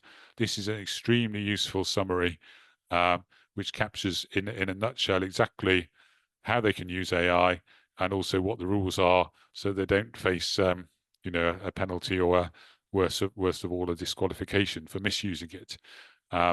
Obviously, this is a big area. I'm conscious that we're all challenged by this, and there's opportunities here because there's a lot here that can help the students, but there's a lot that we have to guide them towards as well.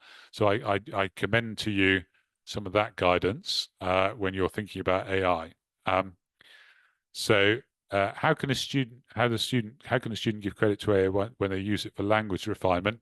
Well, I would do exactly what I've just suggested. I would put an example. You may not be able to put the whole dissertation in the box at the bottom, obviously, but you could put examples just to show the writing that you've produced as a learner, and then any suggestions that have come from an AI tool. It's important, of course, that when what you are authenticating as the assessor, and what they authenticate when they sign the candidate declaration, is that the writing in the project is their own, and so they can use tools. For example, the tool like Grammarly, for example, could be used, which can make suggestions to help them improve their punctuation and grammar. What of course won't work is if they write something and then it's entirely rewritten by an AI writer, and then they call that their own writing, because part of what we're having to accredit is that the writing is their own. So you will have to make a judgment if you feel that the quality of writing, I hope, will reflect what you feel is genuinely the learner's own writing, bearing in mind that they're allowed to use these tools to assist with things like grammar, spelling, and punctuation. Then nonetheless, we still need to be able to authenticate that it is their own writing.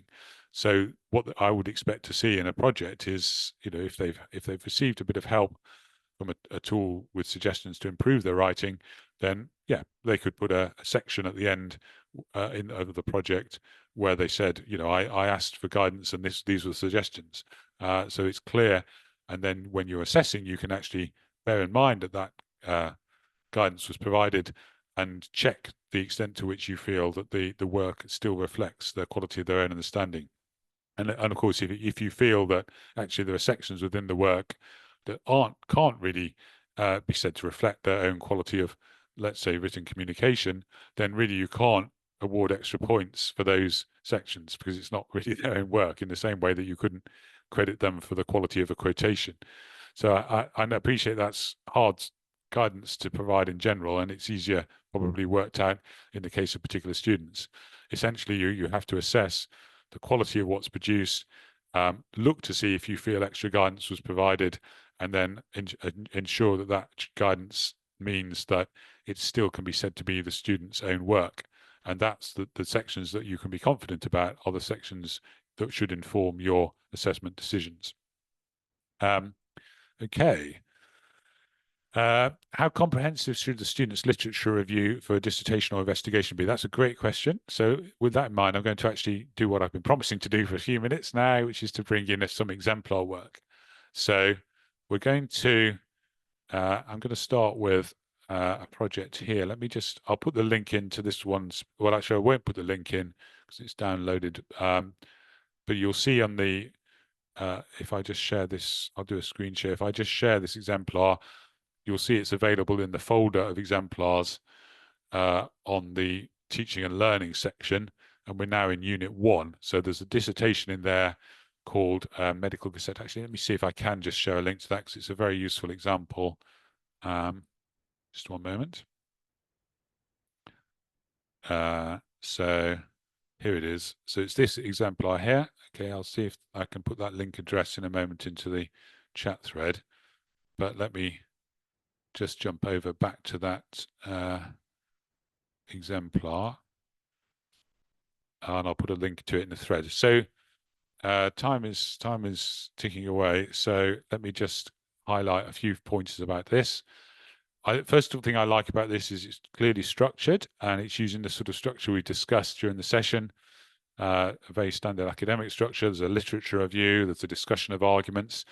There's some planning. There's an abstract and introduction. You know, very roughly speaking, this would be AO1. This would be AO2. This would be AO3.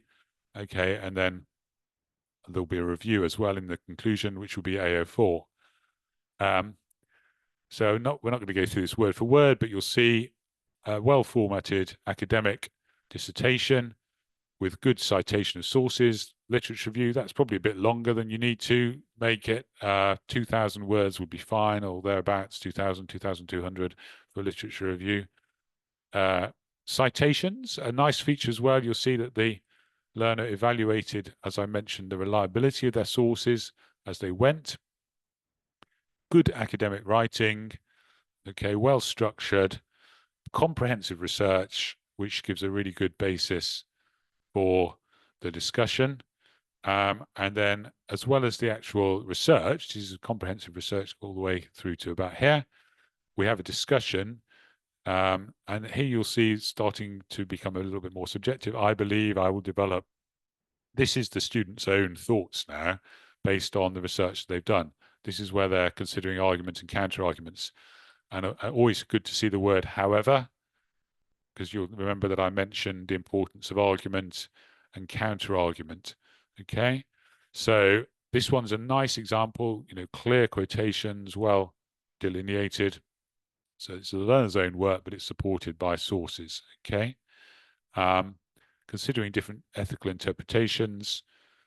Okay, lots and lots of detail, well presented on the page, and then a clear conclusion, and then towards the end here, this is now what I would call a written evaluation. How could the project be extended? What lessons have been learned? Good bibliography, and all the documentation, which has been filled in with lots of detail. Okay, this is a student who's taking time and care to plan and to prepare and to document the journey, reflecting on it as they went. Okay, so a good exemplar dissertation. I think the mark band was good, mark band 3 for all of that. I don't know whether there's the actual mark published for that, but you can see that's a strong exemplar. Okay, let me just pick up a couple more questions, and then I'm going to show you. I'm going to show you what I'll highlight a couple of other examples. So let me just put the link in to this one here, so you can download that. And then I'm going to highlight a couple of other examples, but I'm not going to go through all of them because I want to just highlight one or two final points, and there's some more questions coming in. So ethical permission if investigations involve human subjects. Yes is the answer to that, absolutely. Any procedures needed? Yes, absolutely. I would say normal, as it were, rules apply: informed consent, consideration of confidentiality, risk analysis.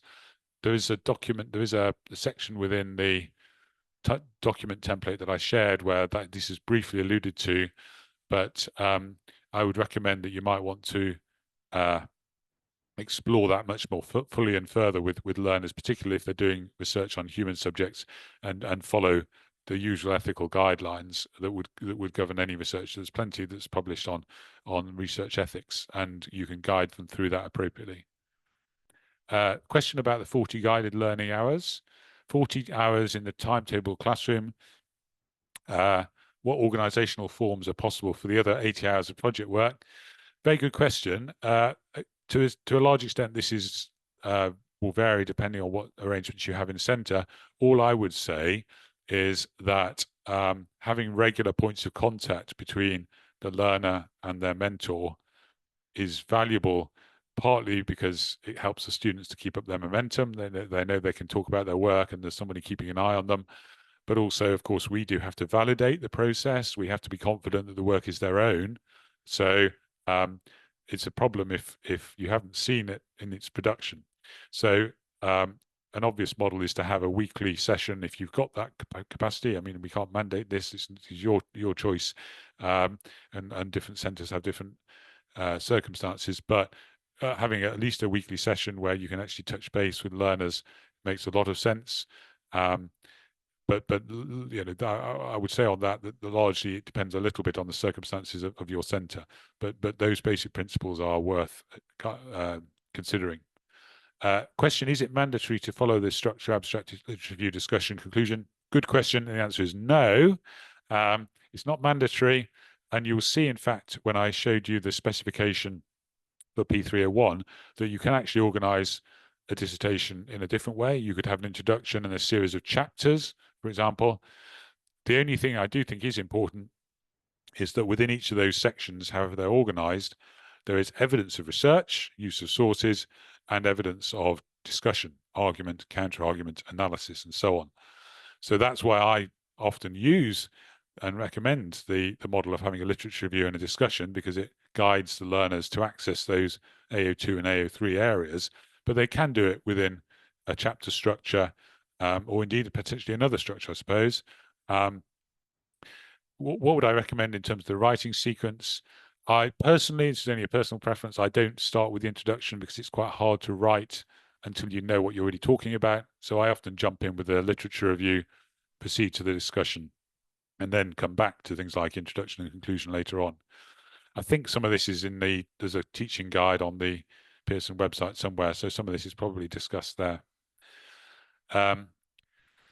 If a non-native English speaker's dissertation contains noticeable grammatical errors, would leniency be considered? We can't be regional about this. On the other hand, if you look closely at the criteria, we are quite understanding, because we accept that mistakes do get made with grammar, and even in the top band, mistakes can be made with grammar. But the key question is the communication impeded by that? So clear communication with missing full stops or commas or something isn't going to necessarily impact the mark, as long as the quality of understanding of what they're saying is clear. But I'm afraid we do have to be a bit, we have to be consistent. Obviously, we can't have a different standard for different backgrounds. So, as I've said, it is an expectation that assessment evidence is produced in English. Have a look at the criteria, and you'll see that there is some scope to allow the problems there without it necessarily impacting the mark, so long as the quality of communication is clear. Is it fair to regard this as PBL with more specific academic requirements? Yes, I think that's a very good description of this qualification. So I'm doing my best in the final few minutes to just cover questions as well as highlight examples. I want to pull in, I'm going to highlight for you a couple more exemplars, although we won't discuss them in detail, but let me put the links on the chat thread so you've got them to go away with. I'm going to highlight an exemplar investigation. Let me bring that up for you to look at in your own time. These are all available on the Pearson website, so you can explore these at your leisure.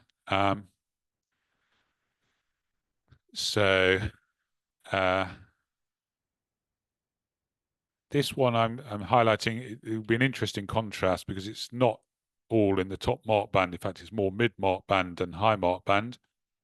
So have a look at that as an example, not necessarily of a top mark piece, but of student work that meets some of the criteria but hasn't reached the top mark band.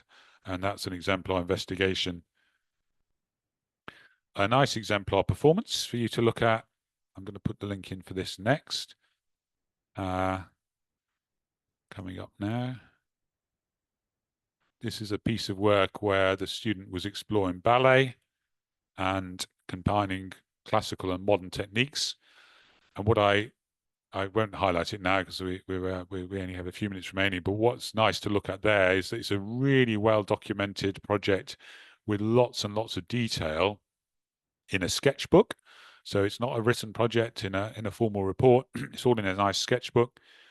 But it shows the journey of ideas, the influences, the techniques that were explored, the experimentation that went on. It's lots of photographs, lots of visuals. A nice example of how to document a performance project. And very similarly, here's a nice example of how to document an artifact. Again, all of this work is produced in a sketchbook. I won't load it on screen, but you can grab the link to look at it in your own time. And you'll see again, this was a creative piece of work in which the student produced a suit to explore their own identity. Lovely idea. Lots of documentation of the inspiration, the experimentation that went on, the way they actually went about making their artifact. Lots and lots, as I say, that shows the journey. So encourage your learners to record details of what they've done, and really importantly, explain why they did it. What did they do and why? Okay, if they keep that in mind, what did you do and why, they won't go far wrong. Okay, the problems come when we don't know what they did and we don't know why they did it. So what did they do and why did they do it is really the heart of documenting evidence for AO2, for P303 and 304. Okay, let me just very finally, I want to bring up one final link before we close for today, and that is to the, I mentioned this before, the AI pathway. So this is now, I've given you the kind of rules and regulations.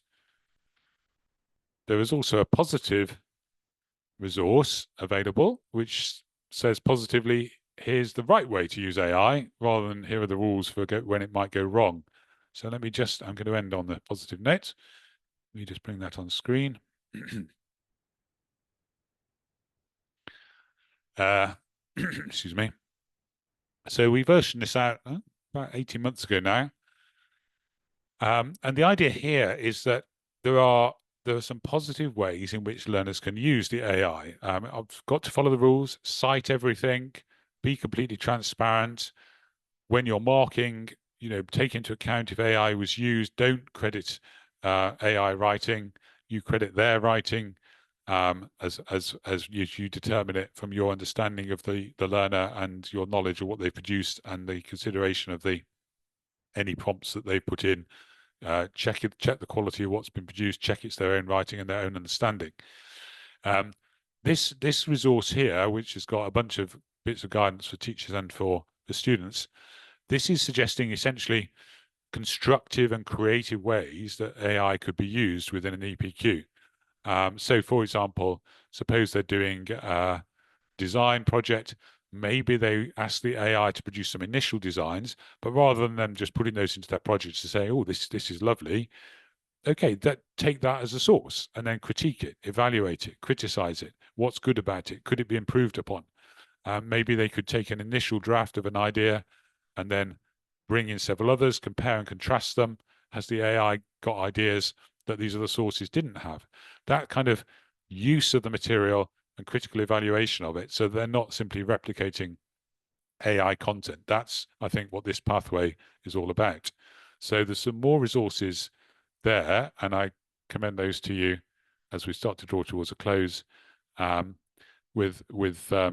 your consideration as you support the learners, because obviously it's a huge and evolving field at the moment.